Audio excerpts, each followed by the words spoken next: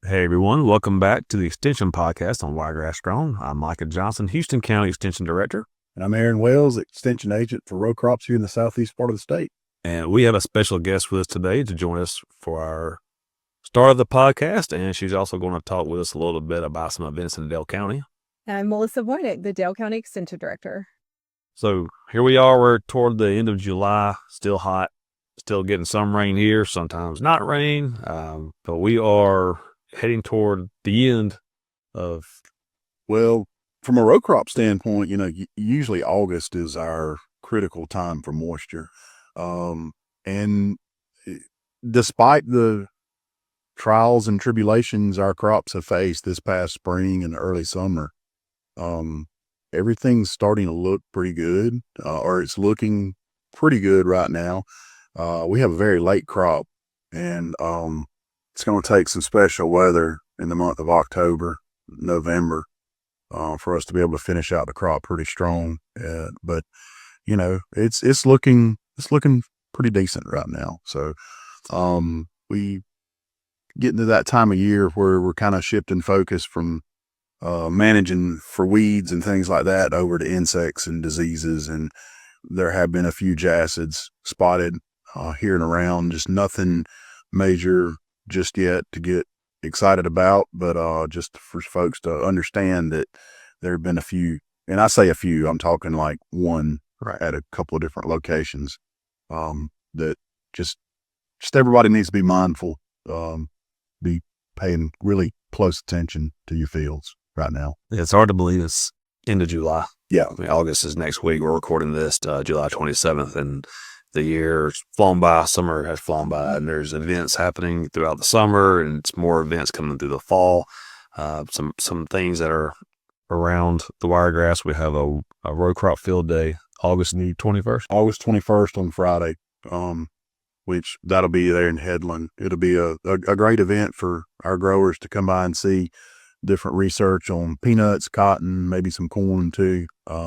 Always a good time, good information to be found there, and usually have a pretty good meal at lunch too. So yeah, I'll be there in Headland. Yeah, by the way, at the Wiregrass Research and Extension Center. There's a meal, so I'll be there. Be sure to be there. If nothing else, to come see Micah. Hey, I'll probably learn something from. I'll be probably help serving. Yeah, and just be mindful too, as summer comes to an end, your farmers markets might be coming to an end. So you can check the Wiregrass Grown webpage, and we got the dates for the local farmers markets. You can check your state website also. Some events coming up in Dale County pretty soon. Yeah. And really related to farmers markets, there's a series of Serve Safe classes that are happening around the region. The Dale County Serve Safe class will be August 18th and 19th, and you do have to register in advance for that because you get that great textbook. And on the 19th is cottage food law on its own. So if you're thinking about producing within your own kitchen, then you just have to label it safely, and that's why cottage food law is good to know. One of the good things about our college food law classes is they travel throughout the region. Bridget Brennan does a really good job bringing those courses. She goes to every county. Just check the calendar to see when they're coming to your county, or if you can't make it, you can cross over and you can take the same class in a neighboring county. It's open to travel for anyone interested. So what day was that? Our Dale County Serve Safe is August 18th and 19th. Cottage food law on the 19th. Yep. It'll be, again, check calendars for all those. And anything else coming up? We are going to do some great programs with Bridget later in the fall. We're going to do red, white, and blue pie filling. We've got to celebrate America 250 all that we can. So we're excited for that. And just check the dates on the ACES calendar and visit the counties where we have fun things going on. Good deal. And so in just a minute, we're going to come back and we're going to talk about a large event happening in Dale County. The proceeds will go to help a large number of people. And when we come back, we will get into it a little bit with Melissa and see what's happening over in Dale County. And welcome back. And as we mentioned earlier, we're going to talk to Melissa about some events coming up in Dale County, and one specific event that's been going on for 31 years. That's correct. And tell us a little bit about this rodeo that's coming to Dale County. So we are welcoming the South Alabama Pro Rodeo Classic, our 31st year, sponsored by TruckWorks. And we're so excited to take over our AgPlex for 2 nights, August 14th and 15th. and we have tickets on sale now. And I'm so excited to see everyone gather together and witness some amazing athletes doing their thing and learn more about the heart of rodeo and support our groups that need our AgPlex. Now, this rodeo has been coming to Dale County for over 30 years. Um, there's some groups that benefit from this. This does act as a fundraiser to offset some cost for future events for the youth of the area, not just Dale County, but the regions with some regional events. So just tell us a little bit about these funds after bills are paid and what's going on. How do the youth from the area benefit from this type of some of the funds generated from this event? So throughout the year, we have a full calendar of events that involve 4-H livestock shows, cattle shows, working with junior cattlemen, training our FFA, bulldozer drivers, CDL, mounted law enforcement, first responders. All of these people need a place to go to do what they need to do. Well, we want that place to be the AgPlex. So we keep this arena, actually, we built the arena and keep it up to date. We have indoor plumbing, common question, right? It's a covered arena, so we're a bit more weatherproof than other facilities, and we have giant fans, of course. So it's a great facility, but that means we have bills that come with it. Our goal as an AgPlex authority is to not pass the cost of that on to those groups that need it, or at least not the full cost. So we work with groups, and especially our youth groups that are traveling, just trying to learn these skills. We're not going to pass that cost on to them. It would probably put them in a position where they couldn't afford it. And then they might, give up on their dream to show that cow for the next few years of their life. So because of this rodeo, we've been able to sustain and pay a lot of those bills. We installed a huge digital sign on the side of Highway 231. So if you're coming for the first time, you really can't miss it. It's a giant red sign that says AgPlex Arena, and it's going to be flashing lights, especially for these 2 nights. And then look for the full red, white, and blue because we're celebrating America 250 as well. So all of the groups I just mentioned, they'll play parts in this, or they volunteer their time to support the rodeo so that we can give back. And it's definitely a community effort. It's definitely a regional effort. And it's just great to see everyone together. Is this going to be a full-blown rodeo, or are there just certain events, or, It is a full-blown rodeo. So we know at least 2.5 hours every night. Gates are going to open at 5. The rodeo will start around 7 or 7:30. We're going to start off with some surprises. We have some patriotic surprises in the works. We have a drill team coming in that's definitely bringing some beautiful red, white, and blue. And then the slate of events will get started, the timed events and the bucking bronco and all the things that we really love to see. So full nights, 2 full nights. bull riding? Mm-hmm. Okay. It's Absolutely. usually the highlight of most rodeo. Absolutely. And there's always our Frontier Rodeo Classic is the producer. They always bring a little bit of the extra. One year we had a longhorn that was so big he needed his own gate to come in his own vehicle. One year we had a buffalo. And while we can't confirm it, we think it might have been the first buffalo in Alabama.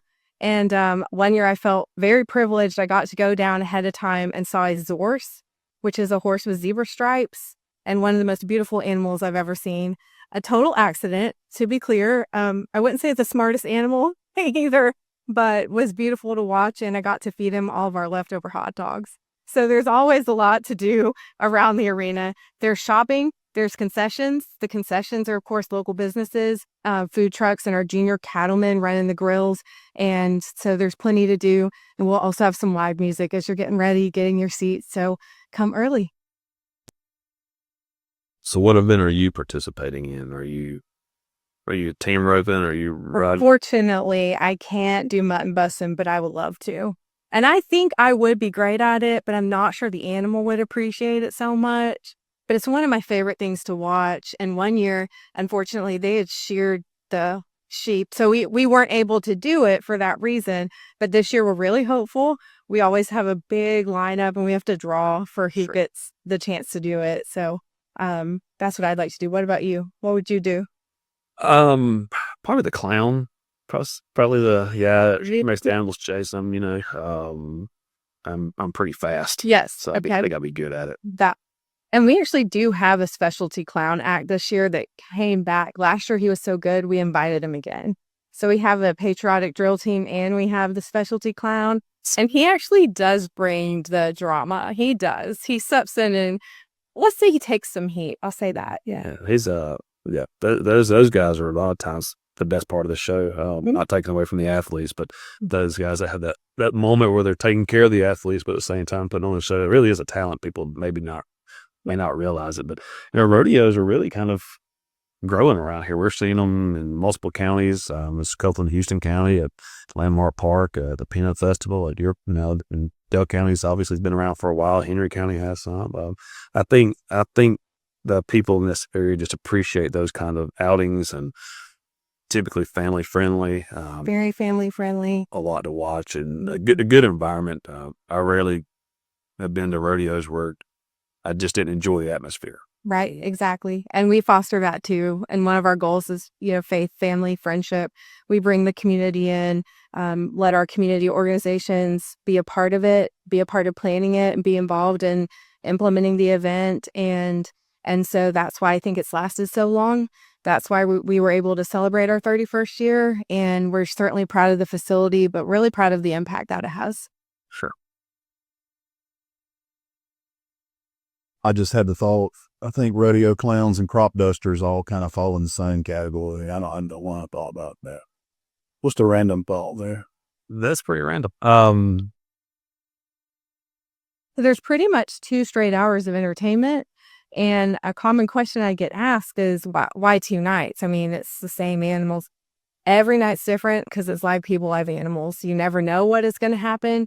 We never want any of the bad things to happen. Sometimes those do, but really you don't know who's going to be participating based on luck of the draw sometimes. So you might see someone that you've heard of before is absolutely incredible.